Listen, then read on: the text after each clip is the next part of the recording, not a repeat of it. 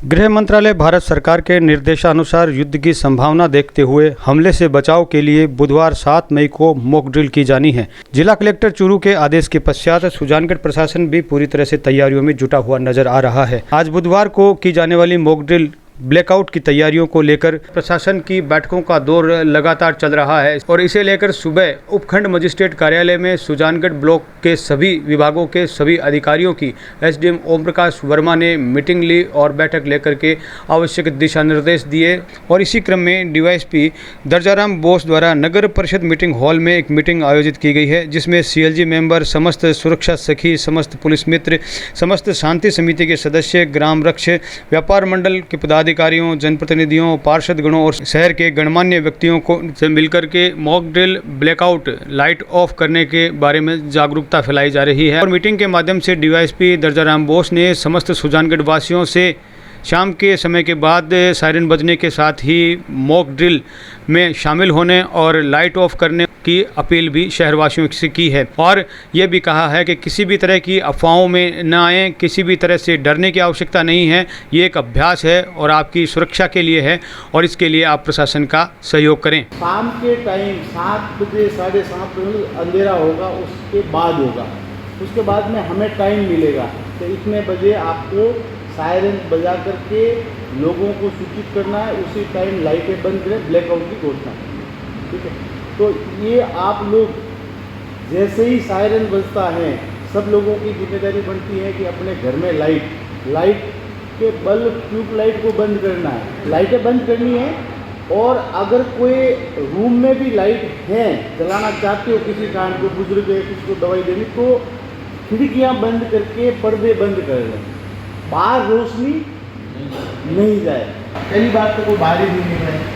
अगर कोई निकल जाता है इमरजेंसी के टाइम के बाद, तो उनकी जैसे ही ये सायरन बजता है तो अपनी गाड़ी उसी जगह खड़ी करके उसकी हेडलाइट को बंद कर दें। बाहर पास करते हैं तो अपने बाहर के जो यूथ है उनको समझाए कि ये क्यों करवाया जा रहा है, जागरूकता के लिए करवाया जा रहा है ना, तो उनको इस बात को समझाना है कि ब्लैकआउट अपने को ऐसा करना है 100%।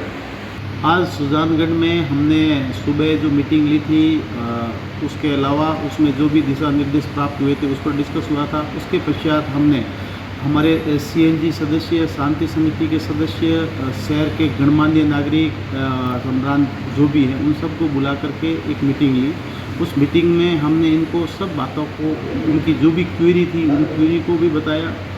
अलावा उनके बताया गया कि जो ब्लैकआउट के टाइम जो सायरन बजेगा उस टाइम सबको अपने घरों की लाइटें बंद करनी है और ये 15 मिनट का होगा और 15 मिनट पश्चात एक और सायरन बजेगा, उस टाइम अपने वो सामान्य स्थिति में आ सकते हैं। हमारा उद्देश्य यही था कि अधिक से अधिक लोगों को ये जागरूकता फैलाई जाए और किसी तरीके का कोई पैनिक नहीं हो, इसके बारे में इनको समझाया जाए। आज शाम को सूर्यास्त के बाद में जब अंधेरा होगा, उसके बाद जब भी सायरन बजता है, मैं सुजानगढ़ के समस्त वासियों को यह अपील करता हूँ, निवेदन करता हूँ कि वो इसमें सहयोग करें और ब्लैकआउट करने में अपना योगदान दें। और इस सायरन में 30 सेकंड से 3 मिनट तक तेज ऊंची नीची आवाज़ आती है, जिसका मतलब होता है कि दुश्मन का हमला आसपास हो सकता है। और जब दोबारा एक सिर्फ सीधी आवाज़ बजती है तो मतलब खतरा खत्म हो चुका है। इस तरह से संदेश को मानते हुए यह एक अभ्यास है। और इस संबंध में जिला कलेक्टर एवं जिला मजिस्ट्रेट चूरू द्वारा आदेश जारी करते हुए आमजन से अपील की है, जिसमें सायरन बजने के तुरंत बाद अपने घरों में शरण लेंगे। जब तक ऑल क्लियर का सायरन दोबारा सुनाई नहीं देता है, अपने अपने घरों में रहेंगे। सभी घर, दुकान, संस्थान, विद्यालय आदि तुरंत सायरन बजने के बाद लाइट बंद करेंगे।